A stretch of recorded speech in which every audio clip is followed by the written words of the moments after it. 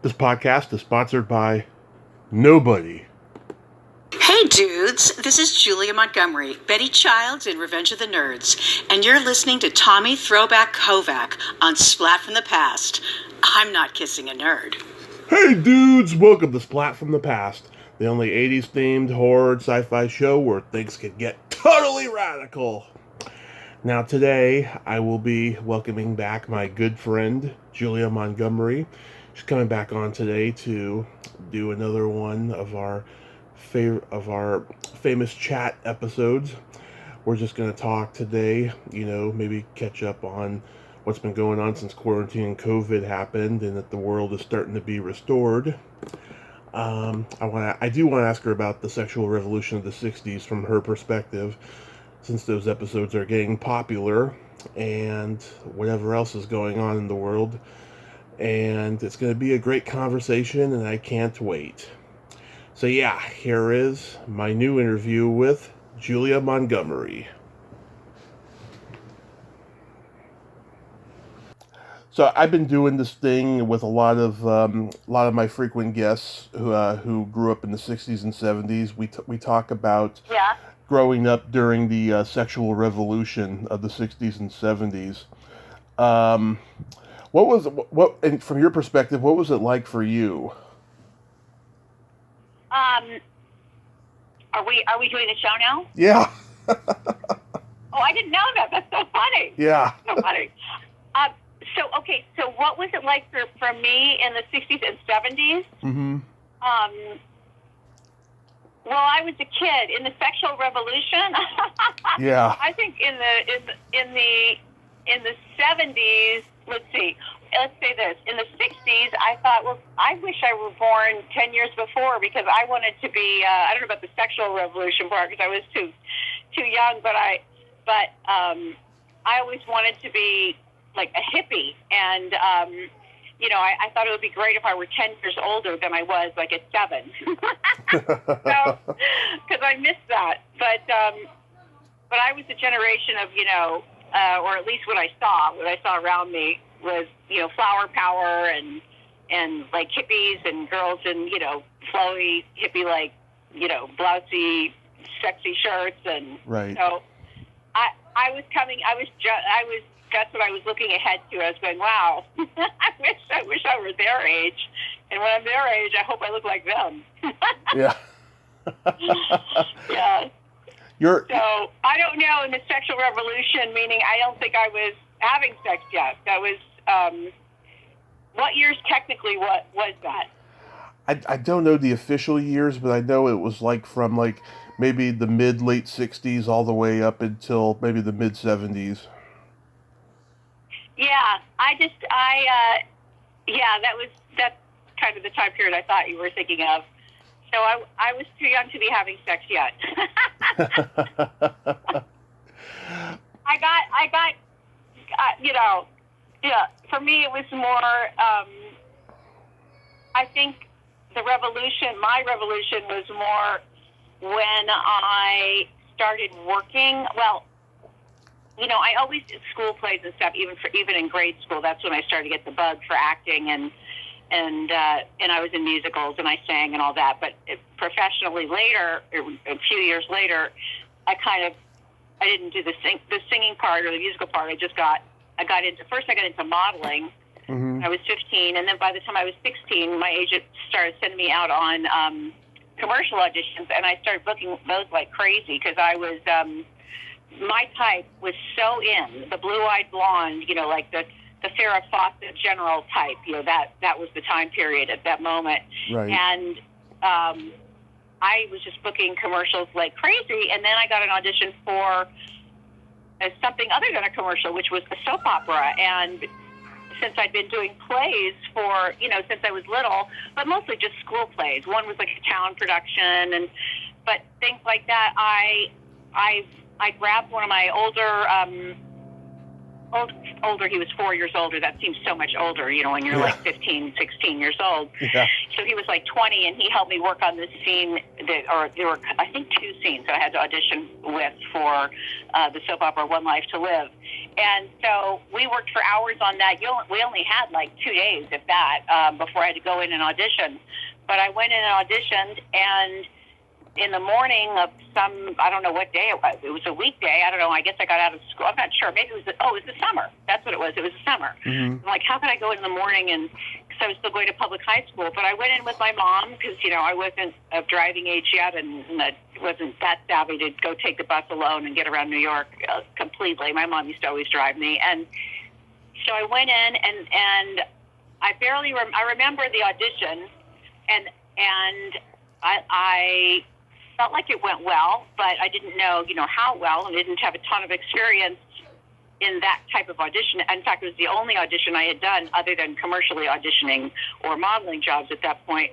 So, but I guess I wonder how we did that. Somehow I got a call right away.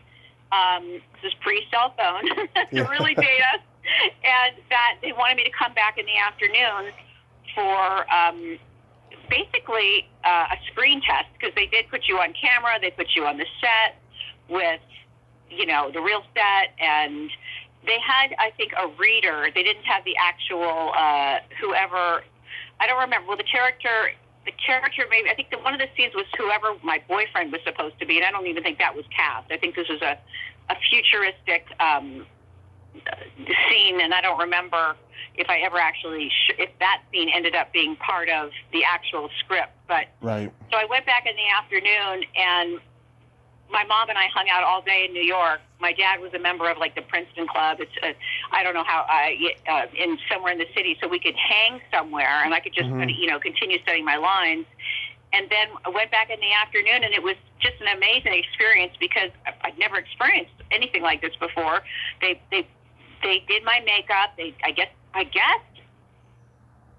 Well, I don't know if they did my makeup. I think they did. No, actually, but we were in the makeup room, and I, chosen whatever I was going to wear. We didn't go back to New Jersey in the middle of the day. I just wore whatever I was wearing, whatever I chose to wear to the morning audition for that show, and they had it down to 3 girls. It was me and this other girl the other 2 girls were definitely older than I was, and I was supposed to be playing a 16-year-old, yeah. And I had just turned 16. So anyway, one girl went in and did her thing and came out, and then I was the second one to go in. I went in, and I was inside my body. I was just like a nervous wreck, but I think I did the first scene, and somewhere in the middle of the first scene, I forgot some lines, and then I sort of just made it up and found my way back, and I guess I did the second scene. I don't remember too much about that. And then as I exited back towards the makeup room, they said, "We want you to stay.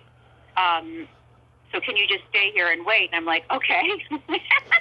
And so the other girl went, and then they left, and then the producer walked me and my parents, who had been invited into the what do they call it? I guess the director's room, where they're my parents actually watched my audition, and which thank God I didn't know they were watching. It was just the whole thing was such a big experience. So they brought me upstairs, right?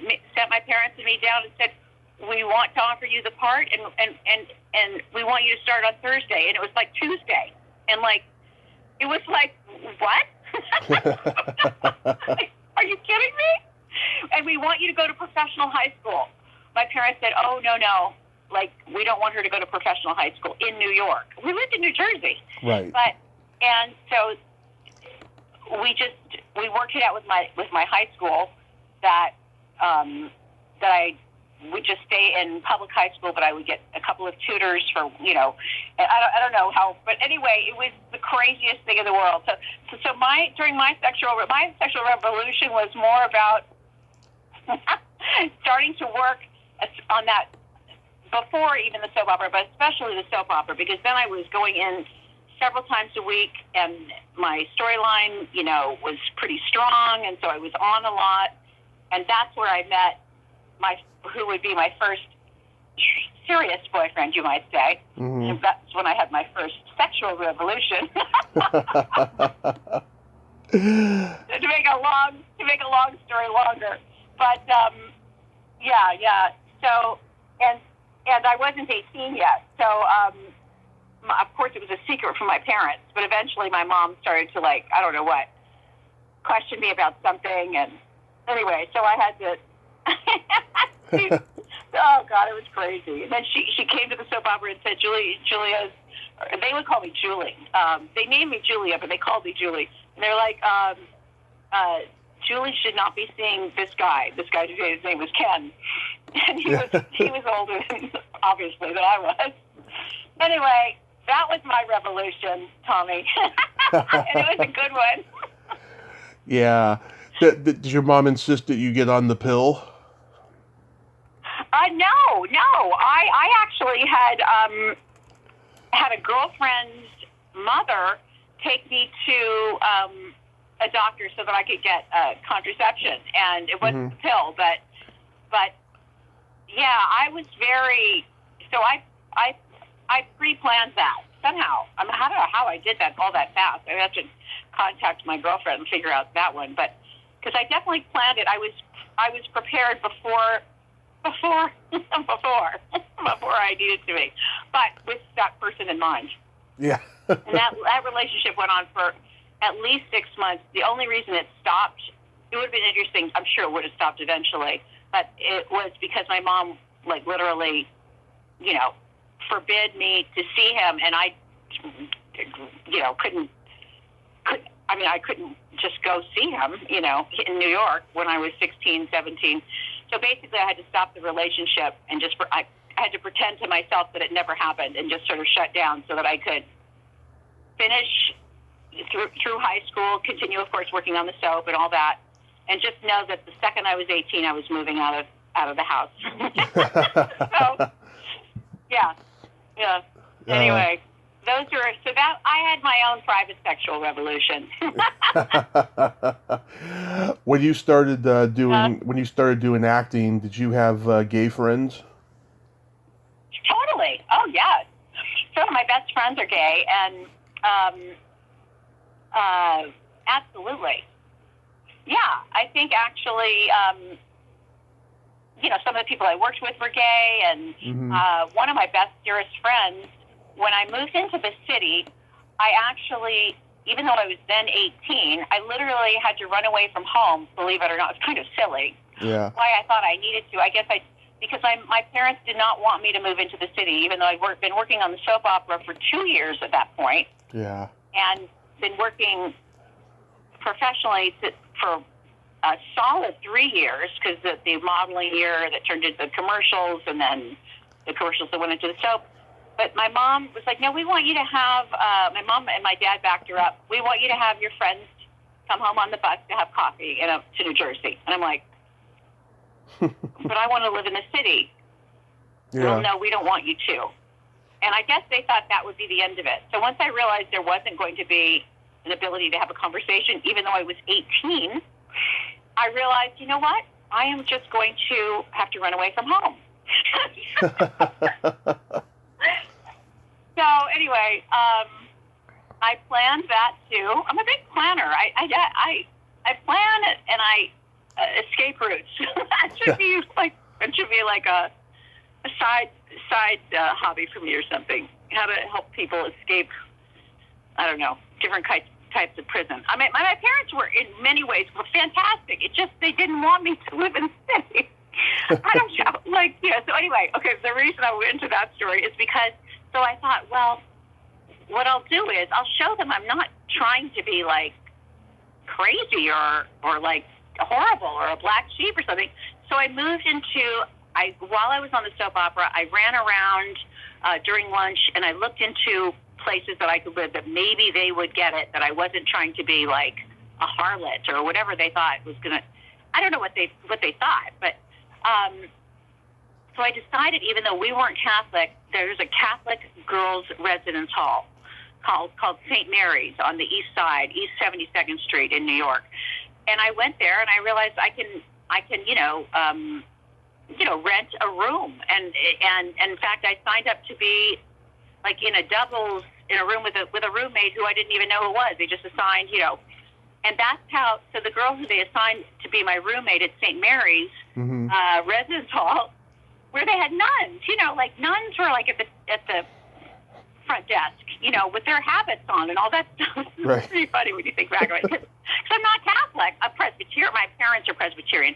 I myself am more spiritual. I'm not really, I don't really so much go with the organized religion type thing. But Right. anyway, the girl they set me up with as a roommate was a dancer, and she had come in for like a 6-week program from Louisiana, and her, whatever dance company she was with, I think it was the American Ballet, I started to meet some of her friends. And one of the dearest friends of my life, my friend John O'Malley, he danced with her, and we met, and they were like a year younger, so like John didn't officially move to the city until the following year, but he was there for that 6-week program that my roommate was in.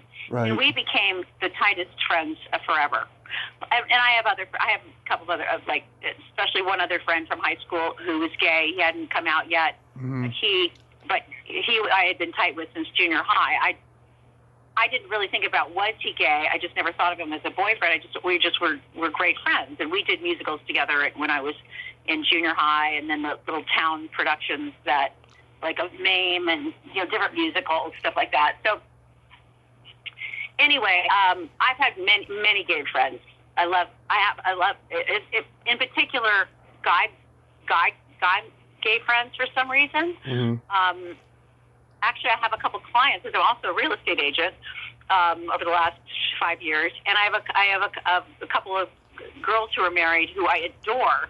So maybe I'm branching out now. I'm going to meet more girls that are gay. I have nothing against girls that are gay. I just haven't, like, growing up, it just seemed, for whatever reason, it seemed to be that it was the guys who I met for whatever reason. And frankly, it has nothing to do with the fact they're gay. They were just like friends, Right. So why do you ask that question?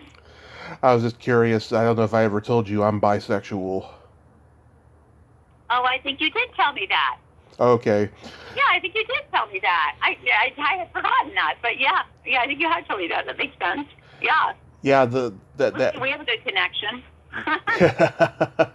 the attitudes in those days were way different. I talked to this one actress that I'm friends with. She was in her 20s back in the 60s, and she had this one gay friend in theater who was in the closet.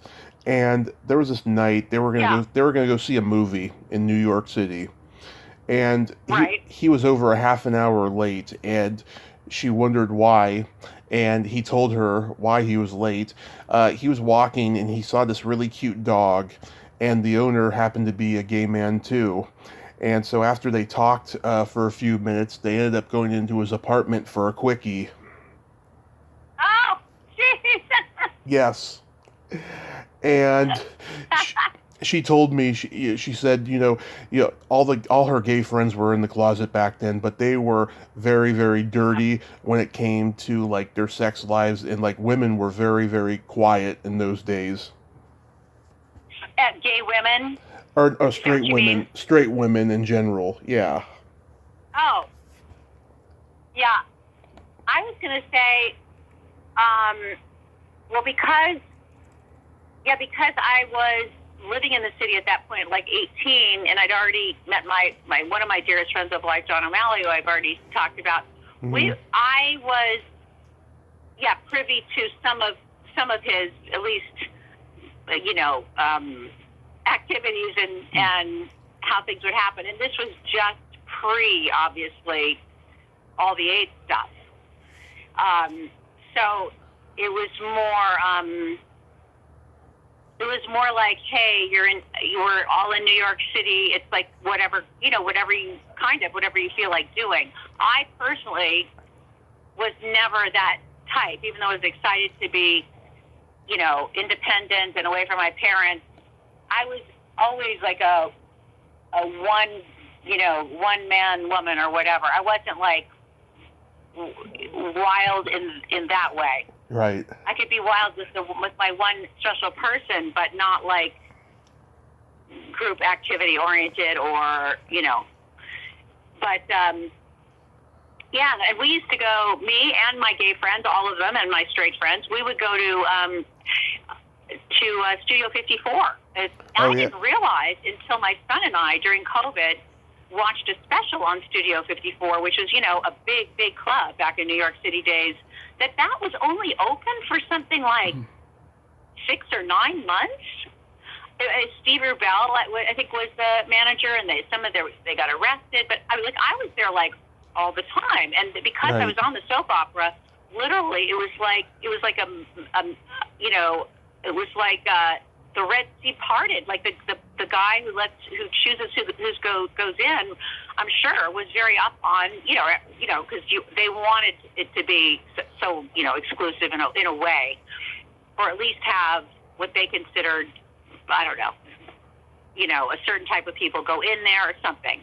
So anyway, I would always just go up, and whoever I was with came in with me, and we would just go right in, and we'd have a blast. And people were doing I don't remember doing cocaine right in front of everybody, but I do remember we did that amyl nitrate, which we used to call poppers, on the dance floor. You know, that God knows how many brain cells I killed, doing that stuff. Oh my God, that stuff was so much fun. Have you ever had that? I don't know that it's a good idea for anybody. No. I don't think it is. Never had that, no. I've tried most... I've tried most drugs at least once, so... no, I never had poppers. Well, it's like this rush, and all it makes you do is crack up. Like, you're laughing hysterically. I don't know what it's doing to your brain. It's just like popping all your brain cells away. It's probably what it's doing. But anyway, so I definitely wasn't as wild as some, but I was around a lot of very fun wildness. Yeah. I mean, back then, housewives, they didn't even admit to giving blowjobs to their husband, And right. I think the extent of their bragging was that they'd be getting their hair done at the salon, right? And they would say to their girlfriends, "Oh, last night he sucked my big toe," and then that's about it. That's funny. Well, I remember in The Sopranos, the TV show, there was a line somewhere along the way in one of those. I love that show. Oh yeah. One of those episodes or something. They said something to the fact of. And tell me if this sounds right, because I was like, what? Something like the guys don't go down on their wives. They only go down on their girlfriends, their prostitutes. No, not that they were necessarily prostitutes, whoever they were, whoever the girlfriends of the mafia guys were. Right. Yeah, I know who you're talking about. That was, I guess, and I was like, what? I mean, because you wouldn't do that to your wife, but you could do it to your girlfriend. I don't know. It's like, what? This is crazy. But I guess it's because it was taboo or something. I don't know. Exactly. Yeah. It's a completely different attitudes. So friggin' weird. Yeah. I mean, the whole girlfriend thing is weird when you're but when you're married. But I was like, really? I didn't know that was a thing. So anyway, there's my blurb on that. Yeah. An oral sex. Oh, yeah, I am a huge advocate for oral sex. Ah! Oh, God. All right, that's the end of that. Okay, let's get off that train of... Well, I got to tell you something that you'll appreciate. Last time we talked, we were talking about Eric Roberts, right? And... Oh...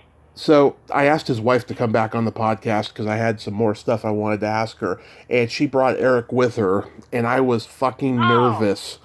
Okay? Yeah, because I met both of them in person like the year before, right? Oh, wow. At a Comic-Con or what? At a Comic-Con. They were very charming, very nice.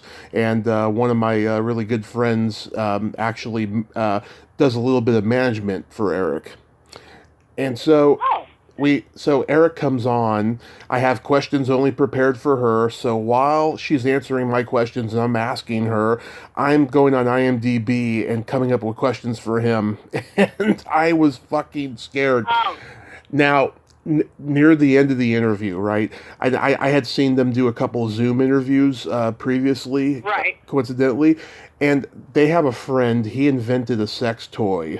It's called the Rocket, and It's a device that older men use when they can't when they can't have longevity in the bedroom, right? Right.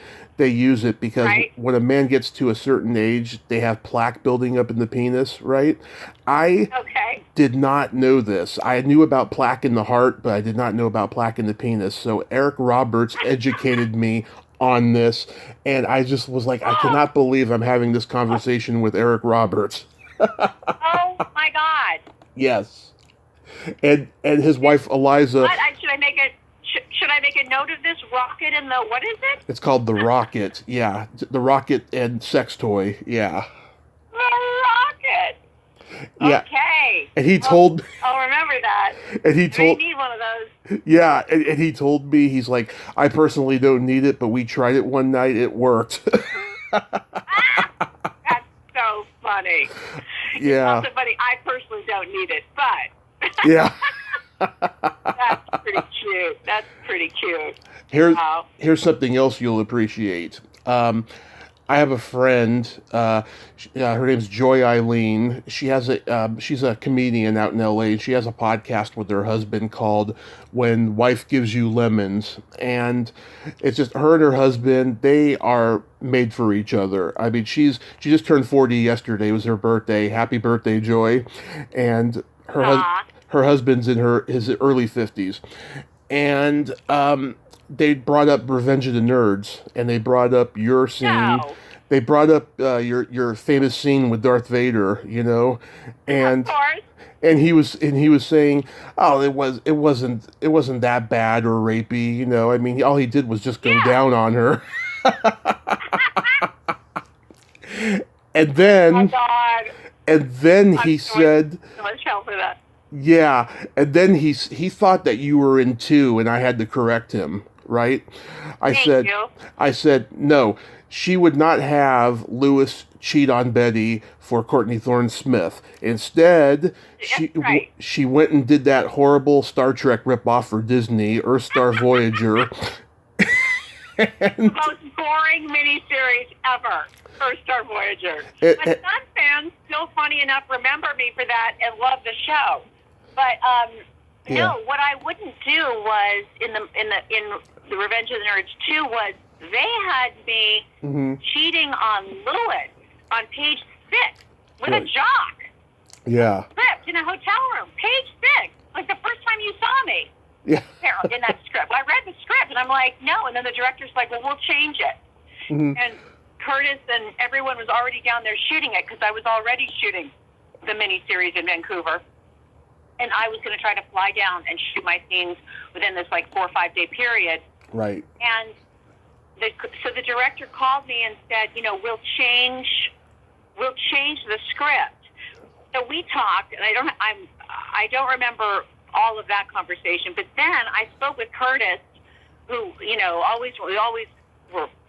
always really tight. Like we were super tight in Nerds 2, but Nerds 1, and then we just continued our friendship. But he's like, they told us they're changing the script and that they would give us all this freedom to rewrite like we did on Nerds 1, but they're not. And I'm like, well, then I'm not doing it because I can't. I really was truly upset. No, it wasn't the same writer, so it makes sense. But it was like, wait a minute, my whole character through line with Revenge of the Nerds was it was a big deal to fall in love with a nerd and leave Stan, who was not that Stan was some great boyfriend, Right. but it was like a big deal for Betty, for someone like Betty, to go, you know what? I love this guy because I love this guy, not just because of the way he goes down on me, but the way his endurance in trying to date me. I mean, he was adorable, he was smart, and then add on top of it, going down on me, and well, that's fuck, Yeah. But I mean, literally to this day, as you can tell, when I get around this subject, I just couldn't believe that whoever the writers were of Nerds 2, that they had me cheating on him. I'm sorry, but symbolically, I was it was the fact that I did fall in love with Lewis was literally just in a nutshell, kind of what the movie was about, meaning nerds are accepted. And here was the real life experience of Betty leaving Mr. Gorgeous Ted McGinley stand to go with Lewis. I mean, it was important. I don't think that on page 6 of the next script you have Betty fucking a jock in a hotel room. Yeah. So anyway. You made a very good decision there. I guess so. Yeah, I think I did. So anyway. That was a Disney miniseries, and they were not going to be. They made it clear to me they were not going to be happy about if I did it. But at the same time, my decision was my decision. So I was like, no, I can't. Yeah, every day. It seems like every day there's a social media holiday about something. Yesterday was National Nudity Day, and I posted a picture of the full Monty when they're all stripping at the end. I got so many likes from that. Oh, that's so funny. A couple of weeks ago was National Belly Button Day, and that's my favorite. Oh God. Yeah, I went to pay the rent with my landlady, and I had my shirt tied that day to show my belly button off, right? And the landlady used to be my girlfriend. She was my girlfriend when you and I did our first couple of podcasts, and I was late that one day because I was having sex with her. Oh, that's right. Yes. That's right. And she says to me, I remember that. Yeah, so I go with my shirt tied to pay the rent. And she says to me, "Why do you have your shirt tied?" And I was like, "It's National Belly Button Day." She was like, "It is," and I was like, "Yeah." And she's like, "Well, either way, you're still a slut." Oh, that's so funny. That's so funny. Yeah, like you're still the slut I knew you to be that I love. Oh, she has a cute belly button. It's an Audi and it's freckled. Oh my God. You're funny. You're funny. You're an any Audi, right? Because I seen it I seen it in Revenge of the Nerds. Oh, really? Yeah, when you're first naked, before Lewis is revealed. Yeah, you see it just a little bit. Yes. And so you call it an innie Audi? It's like an innie. It's like half in and half out. It's like an in betweeny.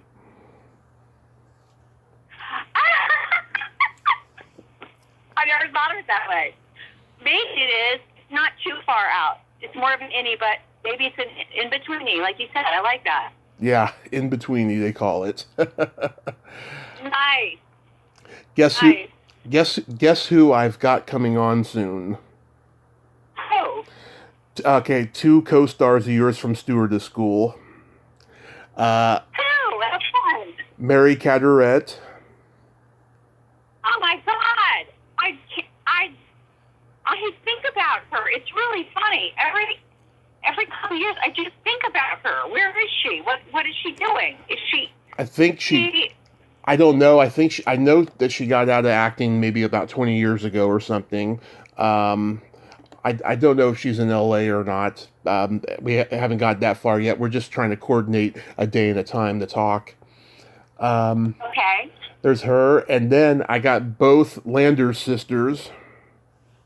Oh my God! Yeah.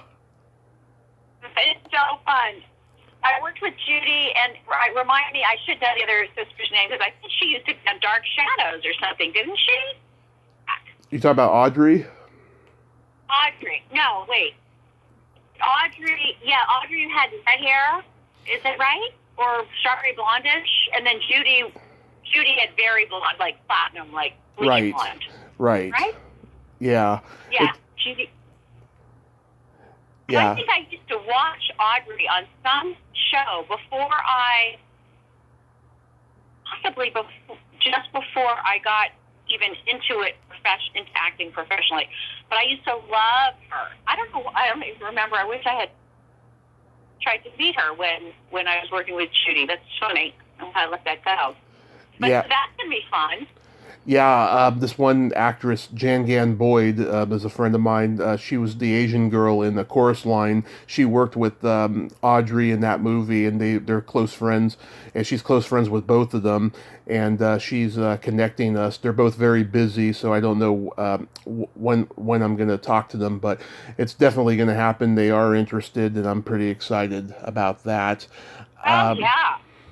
I did talk to last year, like at the end of the year, I talked to Diane Robin, who played Harold's mistress in Revenge of the Nerds 4. Oh my God! Wow, that's funny. That was a fun shoot. Four was fun. Four was much more fun than three. Three was kind of boring. I mean, it was great to be with the gang, but it wasn't like it was pretty boring. I didn't think the script was pretty boring. I felt. But I love them both. oh, good. Well, so good. I'm glad you got a lot of fun people coming up. Yes, I'm trying to get Stephen Memmel from Savage Justice. Oh, no way! Yeah, you know he teaches acting. Does he? In L.A. or where? In L.A., yeah. Oh, my God. I should definitely look him up. Please tell him I say hi. I will. I mean, I haven't seen him since then. Well, I mean, we did have lunch once after that shoot, but oh my God, that was eons ago. That was a fun shoot. Yeah, that was a very fun shoot because it was so challenging because I had to do those fights, even though they, I mean, I'd never, I had to learn those fights, and I may have told you this before, and I had the coach that they gave me only spoke Filipino, and of course I don't. Yeah. The Filipino, but it was just a rush because we literally would learn those fights in the morning, and then we would shoot them, and then they sped them up like 20 times or whatever. In the movie, but I mean, I don't know. I don't know. I'm sure a martial artist would say completely I'm wrong, but for the amount of time that I had to learn those fights, I don't even know how I did it. That's just the kind of thing they're like, okay, this is what we're doing. You're like, okay, okay, here we go. So anyway. Yeah, he did this movie. He did this movie with Burt Lancaster and Kirk Douglas called Tough Guys.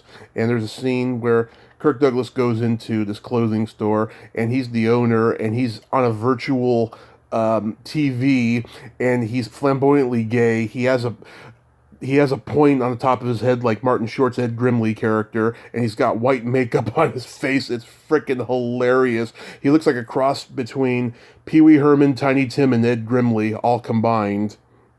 Oh my God! And that's so funny. I hope he's not too embarrassed.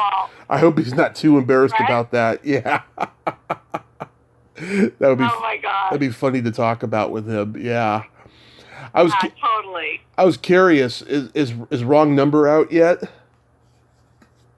Oh, I don't know. I don't know that that's going to come out in that way. I think it's more like a web series and something to keep ourselves. It was really fun to shoot, and that was something to keep ourselves busy and have fun, and because literally, like, it was totally on Zoom. Like, none of us were together, and I was on my boyfriend's boat, and so literally the reception, even though we were at the dock, there, it was like, anyway, it was a good adventure. It was a good adventure, and actually a lot of fun to work with Julie Steen, who is the other actress, and the director, Kathy Ryan, who's an actress, and anyway, so I don't think that's coming out further than it just did, like a web series. Okay, yeah. There was it was a lot of fun to do. There was that and that thing we talked about last time you did with Josh Brolin, which I still haven't seen yet. I meant to do it, I forgot. It's fine. You could. It doesn't matter. It's a fun little interview, and I believe it's on my what is my website? It's like JuliaMontgomeryActress.com, if you feel like seeing it. But it's just a cute interview. It's just and they did a great job on that little show, like where they interview people. You're so good. You're so like, okay, what about this credit? What about this? So fun. Oh, thank you. Yeah. Good job. Yeah. Thank you, hon. So, do you think 80s in the Sand will happen? I don't know. I don't know. I wonder. Those are diehard. It's a diehard, group of fans. Yeah. Because I think it was supposed to be September. I think. I think it's October. So I haven't heard anything about it. I don't know exactly how I feel about that kind of group yet. That kind of just, when I mean group, I don't mean them. I mean that kind of, amount of people being together.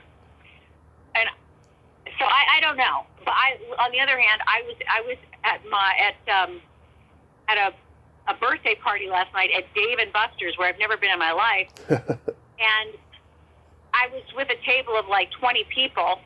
And I thought, my God, this is my first like outing like this.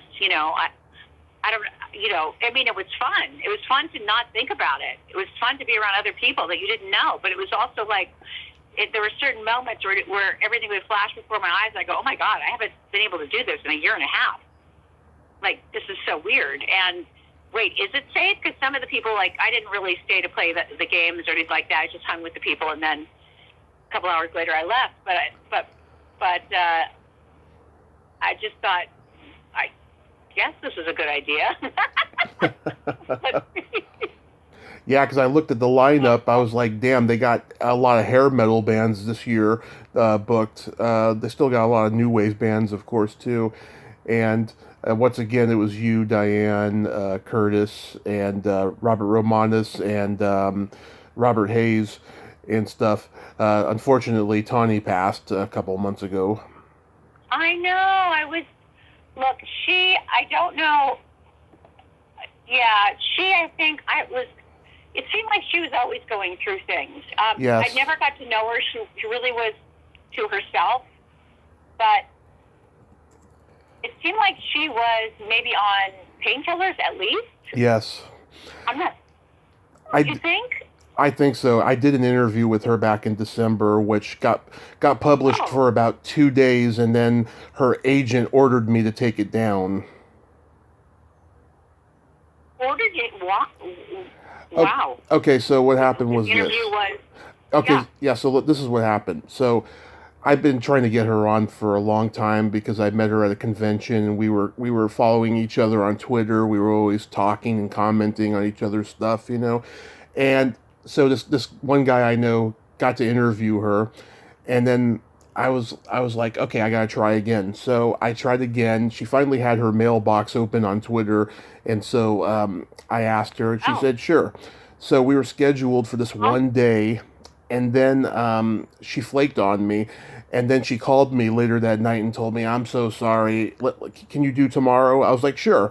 So we talked for 90 minutes. It was a wonderful conversation. And then she started frickin' going crazy on me like 2 days later, saying that her agent wanted it down because I asked her if she considered herself a groupie because of all the rock stars that she dated. I was like, that's a perfectly legit question. I mean, there's Pamela Des Barres out there who takes pride in being a groupie. I got her coming on the podcast soon, and I was like, what the fuck, And she's like, yeah, he gets really mad about stuff like that. I was like, all right, whatever. So, yeah. Wow. Yeah. Well, I'm impressed that you were able to get her, just because in my opinion, which is mostly as an observer, because she really didn't. Yeah. You could tell that she wasn't someone who wanted to connect, and I was always there with my dearest friends. So it wasn't like I needed to connect with somebody new. It's just that we were there together, kind of, Yeah. But anyway, I was sad to hear that because I assumed that couldn't be. I'm glad they kept it private, whatever it was, but Yeah. Yeah. It was crazy. She was doing a lot of Zoom podcast interviews the last few months she was alive, and she Hmm. looked terrible. Yeah, she was all Yeah. swollen. Her hands like blew up to be like baseball mitts. They were just it was terrible. It was Oh. sad to see that happen to such a beautiful woman. Yeah. I agree. I agree. Wow. It was really sad. Well, Well, yeah. I'm. mhm. Well, let me tell you some jokes to end this on a happy note. Okay. Good. Okay. What? I How know is? they're going to be dirty. Oh Of my course, God. they're always Here we go. dirty. What? What? I didn't even hear that. I said- I didn't even hear what you said. I said they're always dirty. They're always dirty. Yes. So I'm already cringing. But okay, go ahead. Why is drinking cheap beer like going down on your sister? Oh God. I don't know why. The taste is the same, but it's still not right.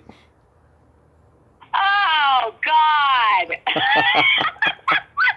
That's actually kind of funny. It's still not right.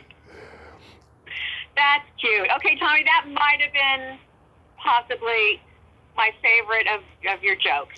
It was dirty, but it was funny Wh- without being too gross. Why? Why? Why was the jacket stinky?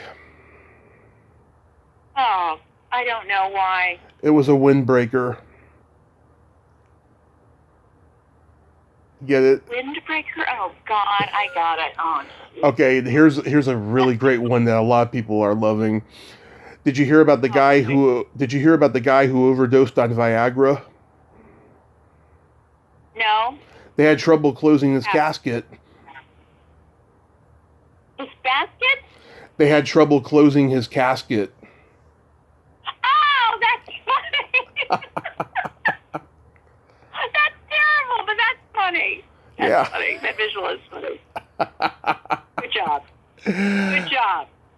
Thank you, Julia. I mean this sincerely. Thank you for always supporting me. The privilege I have texting you once in a while is very special to me, and you mean so much to me beyond your acting roles. Thank you.